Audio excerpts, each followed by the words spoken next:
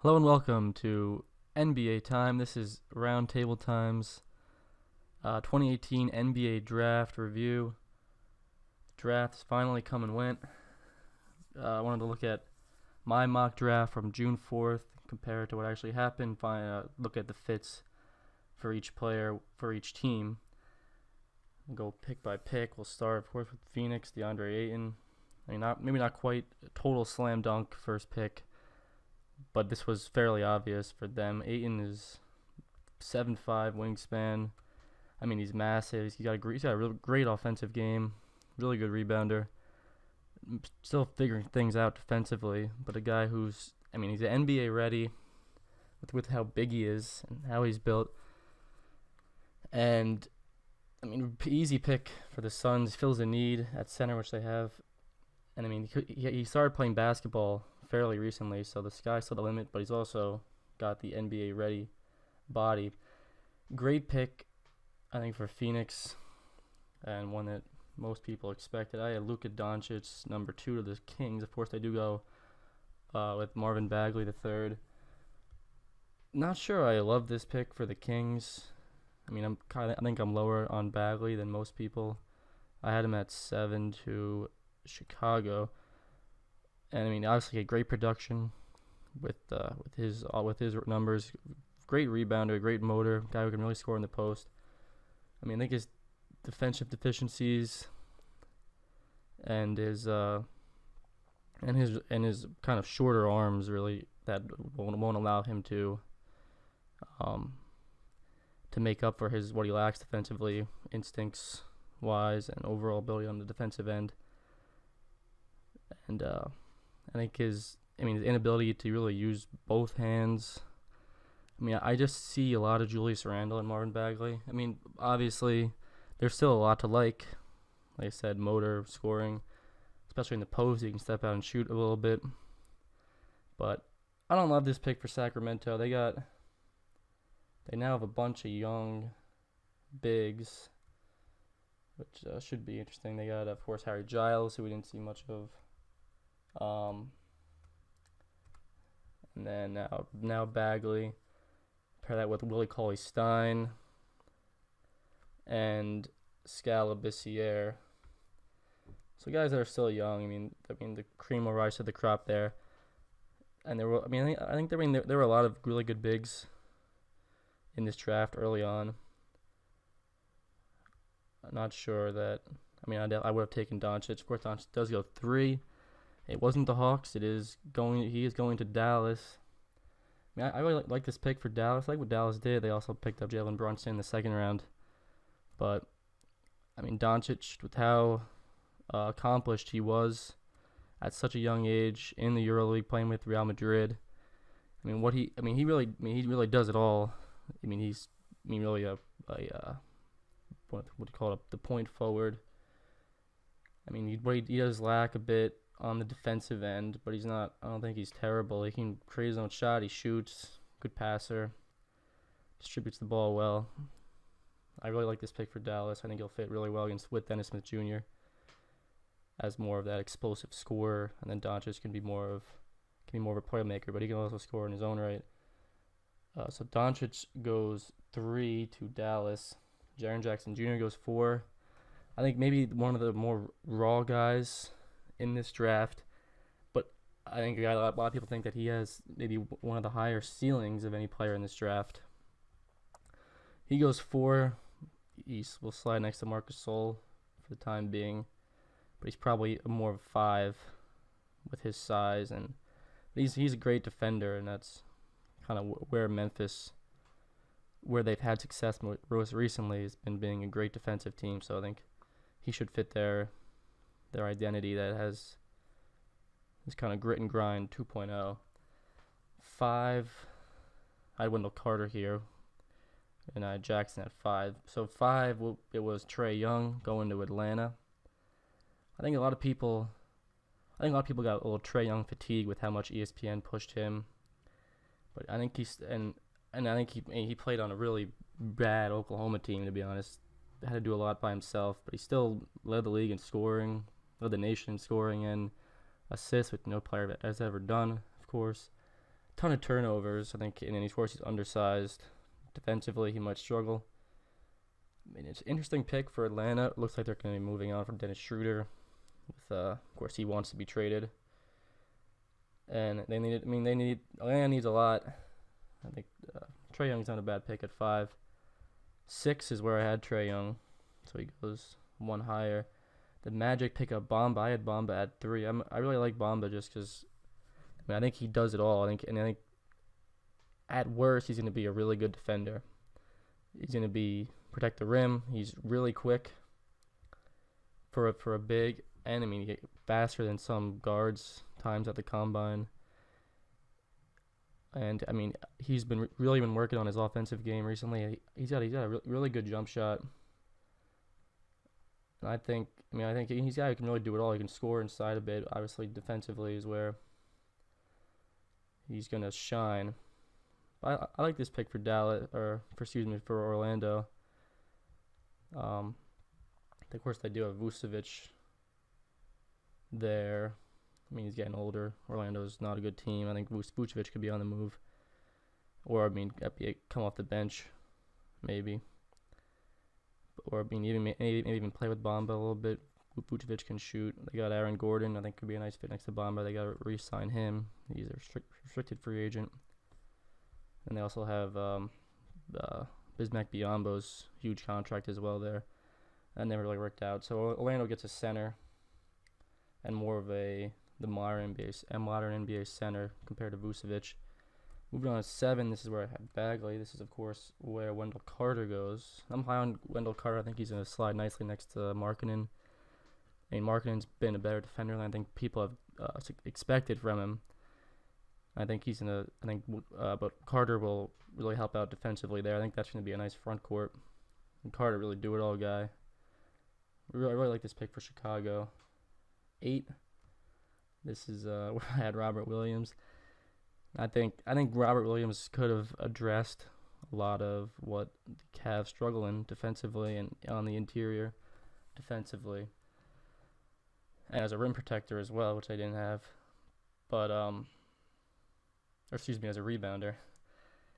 They do go Colin Sexton here. I think they got another guy who can create his own shot, and especially if LeBron leaves.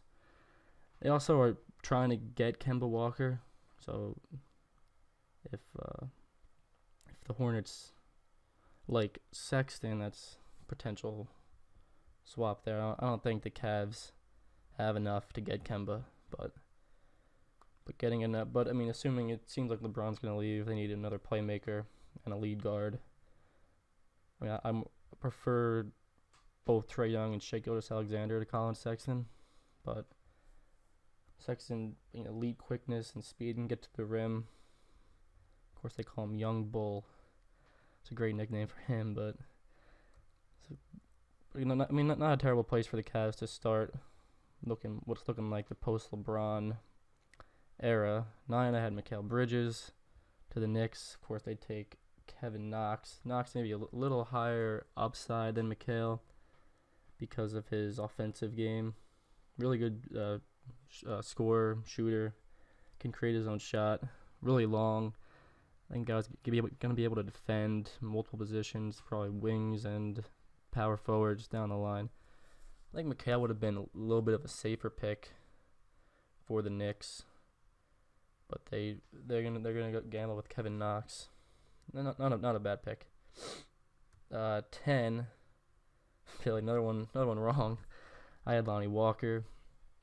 A guy kind of thinking the 3-and-D guy. Lonnie Walker, I think he's a really nice jump shot, and his wingspan, his athleticism, and his size give him great defensive potential to be that guy to cover point guards in Philly. If you're gonna have Ben Simmons playing the point, really, he's not gonna be covering opposing point guards. And I think Lonnie Walker's shooting really fits them well too. But they go Mikal Bridges, and then they of course trade him to Phoenix. And that's interesting because now they have Josh Jackson and Mikal Bridges at the 3, so I wonder what they're gonna do there. But I like the Bridges pick. Good wingspan. I think he's going to be a really good defender down the line. He can really shoot it. I mean, he's a really smart basketball player as well, coming from Villanova. But Philly goes with Mikhail and then trades him. Charlotte at 11.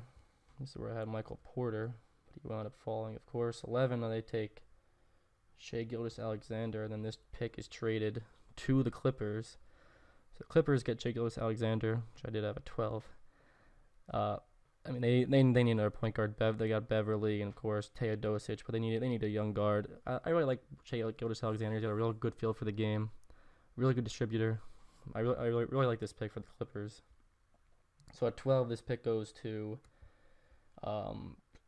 Charlotte for the 11th pick, and it's Miles Bridges, who I had at 13. I mean, a guy who's probably going to be kind of more of a stretch four at the next level, can defend. I like this pick for Charlotte, and I mean they don't get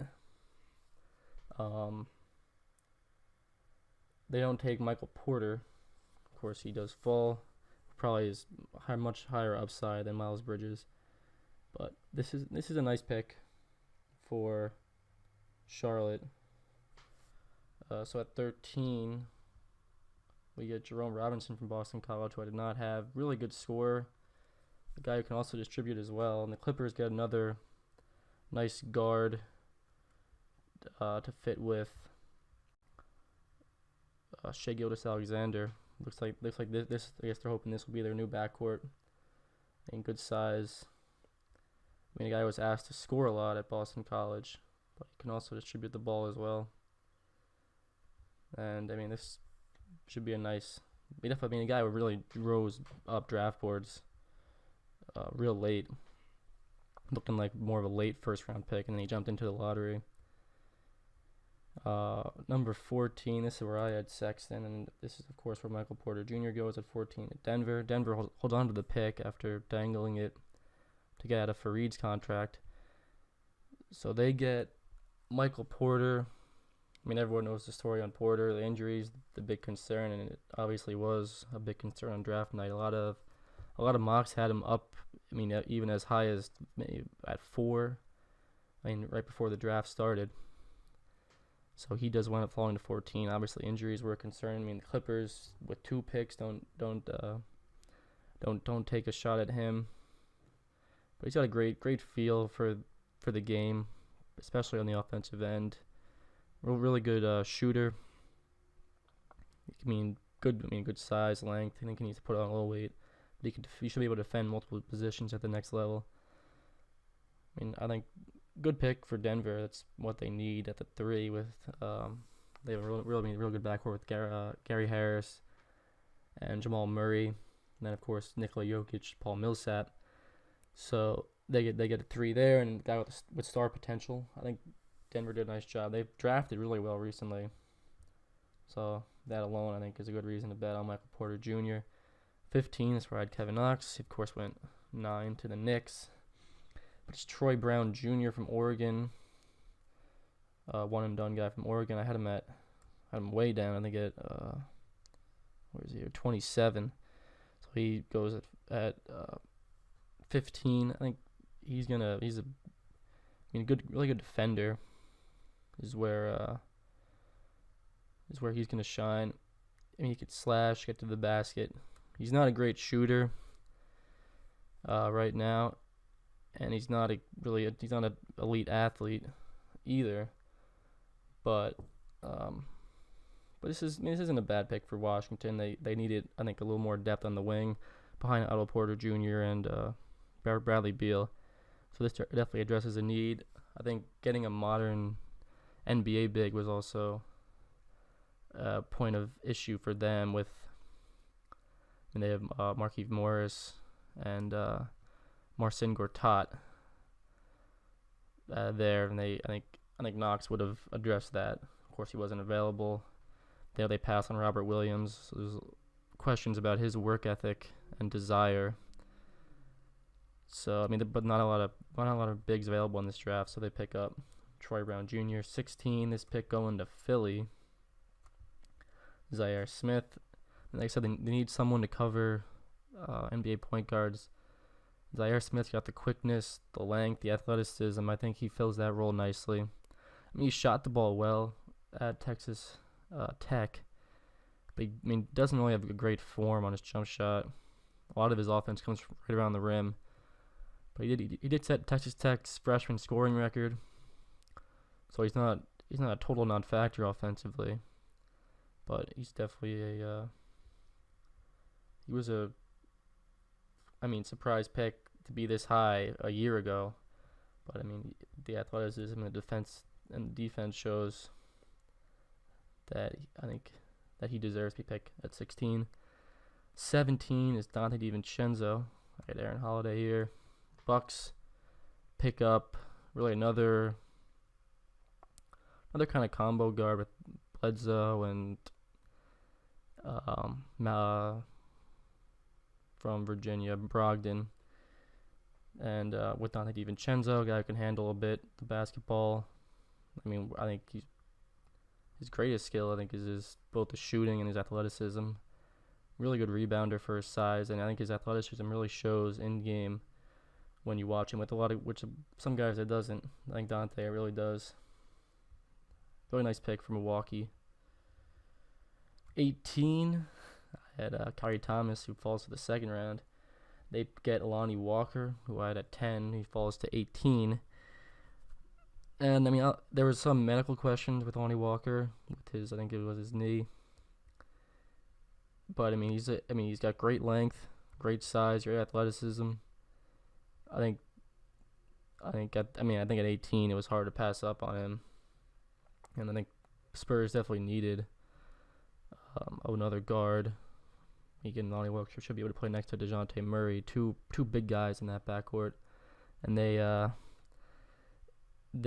needed looks like they're gonna need a shooting guard if Danny Green doesn't come back.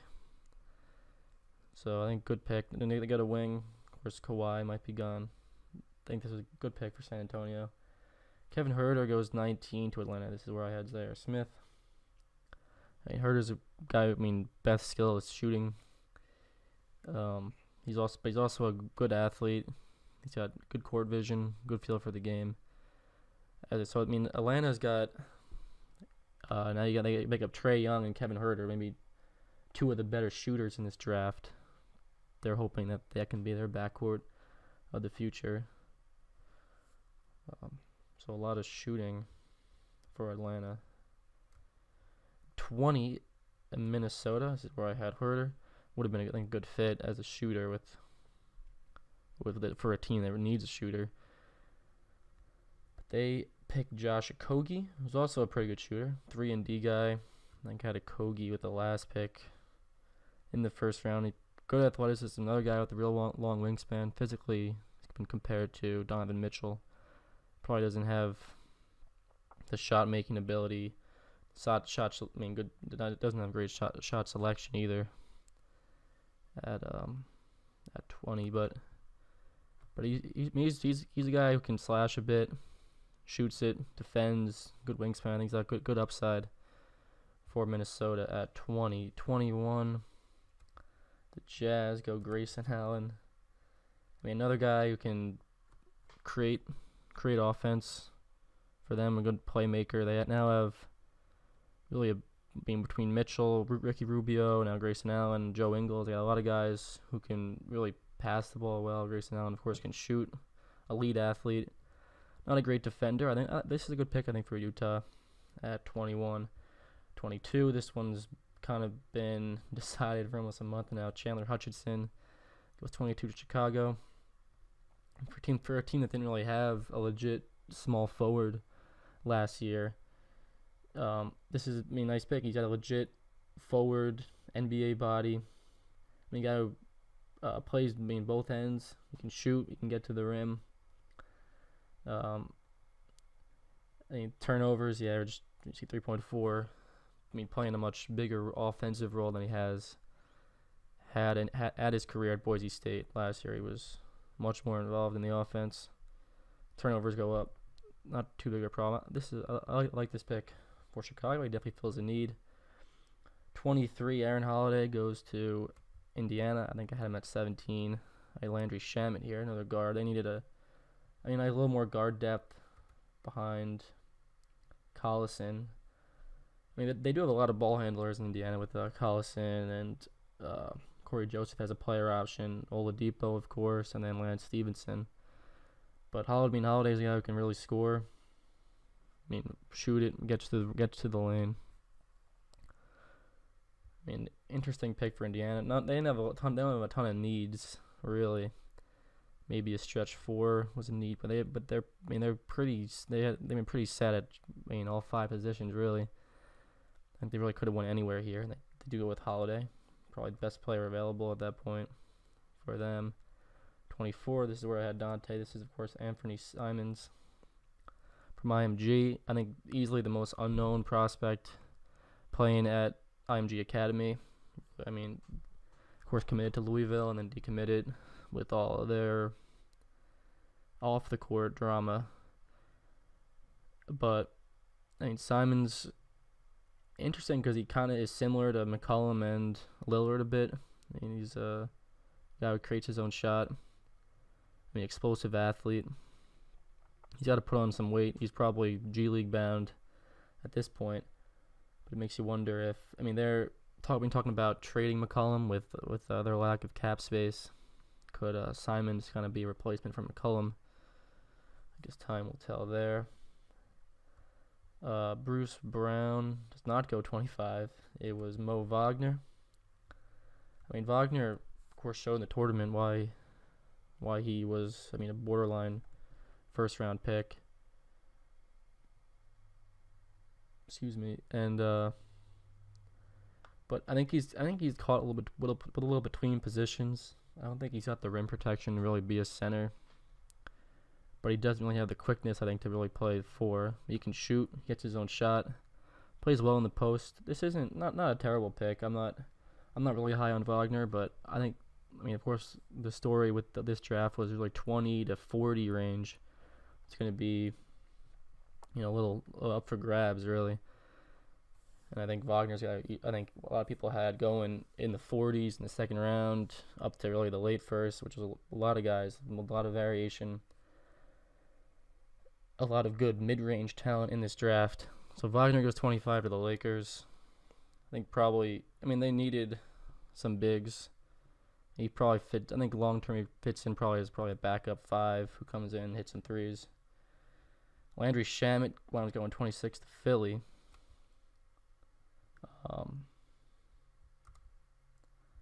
And he gives, another good shooter for Philly. It's what they need around their star guys. I had Gary Trent here, could have filled that role, but Shamet, of course, can play a little point. Doesn't turn the ball over a lot.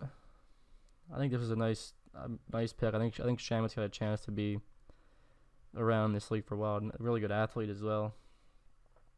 Really like this pick at 26. 27, this is where I had Troy Brown. This is where Robert Williams falls. I had him at 8. He falls to 27. Of course, the effort, desire was the question with him. But so he goes at 27. He's a really good athlete. Rim protector, rebounds on both ends. I really like this pick for Boston. He could fit next to Horford, play in center. Horford at the 4, kind of fill that Aaron Baines role. Obviously more athletic. Not quite the same player as Aaron Baines, but I think there's a nice pick for Boston. A nice gamble to take at the end of the first, because I actually had him going much higher. I had him at 8, kind of as a need for Cleveland. I thought he would fit well there, but he was definitely a lot of people had in the lottery. He winds up falling all the way down to 27. 28, of course, Grayson Allen was off the board. So Jacob Evans goes to Golden State. And a guy who can play right away. Being a guy who can shoot. A little unconventional shot for him, but tough guy. He can really defend as well. Distributes well, nicely. He's not really going to create his own shot. I think he's a good fit for Golden State. He shouldn't be able to play right away. I think he fits well with a competitor, with a contender. 29, the Nets pass on Omari Spellman. They take John Musa. I think he fits well with Brooklyn. They need, guys that they have that create their own shot. It's really D'Angelo Russell, Spencer Dinwiddie, Karis LeVert, who all played a lot of point. They pick up a wing who can create his own shot. Good range on his 3-point shot. He can get to the rim. He's a scorer. He fell because reportedly he didn't want to be a stash prospect and stay another year in Europe. He has one more year in his deal, but he's gonna be bought out. And Sean Mark says he should play right away, and he should be able to score on the wing for the Nets off the bench. Nice pick there. 30, got Josh Okogie, who of course is off the board at 20. So Atlanta takes Omari Spellman, which I really like this pick. I think Omari, with how he shoots and can defend, switch on to smaller guard. I think he fits really nicely as a stretch 4. I think it's another really good shooter. In their future should be Omari, John Collins at the 5 as your rim protector, rim runner, pick and roll guy, and then you got Trae Young with Herter and Taurean Prince. A lot of shooting for Atlanta, but they wouldn't be surprised if they were the worst team in the league again. But they had a pretty good draft. Second round guys, I like the Brunson pick to Dallas. You have National Player of the Year. Saw the Kansas point guard was the National Player of the Year. His name is escaping me right now. He was a contributor for Sacramento last year in the second round. If some guys are just really good in college, I think are gonna at least have a decent career in the NBA. I think it's a really nice second round pick for Dallas. Gary Trent goes in the second round. He's legit wing size. Real good 2-guard size. Should be a scorer. He's going to Portland. Kyrie Thomas, who had in the first round 38, going to Detroit. One of the better defenders, I think, in this draft. Bruce Brown, who had in the first round, he's going to Detroit as well. Combo guard. Can be a little out of control at times. Not a great shooter, but I think good flyer second round. Justin Jackson from Maryland. Should be coming in really as a small forward. I think he'll play a little more 4 with his size. Good shooter. He can score. I like Justin Jackson from Maryland as well. That's about it. Devin Hall as well from Virginia. I think just another good program. Defends, shoots. I like Devin Hall. Vincent Edwards as well. I think from Purdue, another senior. I think should be probably will wind up being kind of a stretch 4. Like him as well. Both those two in the 50s. So that's it for the Roundtable Time NBA Draft review. Thank you for watching, and have a good one.